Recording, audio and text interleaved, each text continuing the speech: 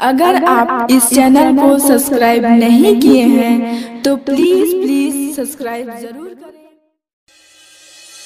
Studio recording सेठ दीवाना का दुआरा। अभी आप सुन रहे हैं दीवाना म्यूजिक को शानदार प्रस्तुति।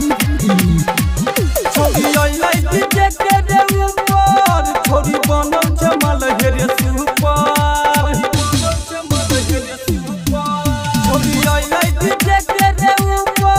छोरी बनल जमाल हेरे सुपर। जब अपन कमर हिला दिलकै और इंस्टा में माइक फंसा दिलकै और इंस्टा में माइक फंसा दिलकै। डीजे सुमित सतीश रेमा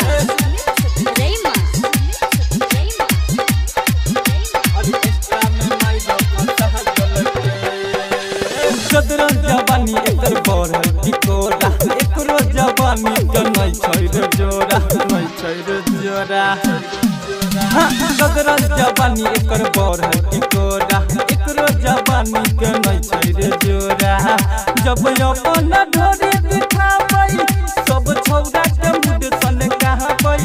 जब अपन ढोरी दिखाबै सब छौरा के मुड सन कहबै।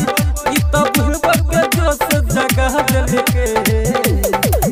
जगह दिलकै और इंस्टा में माइक फंसा दिलकै और इंस्टा में माइक फंसा दिलकै। डीजे सुमित सतीश रेमा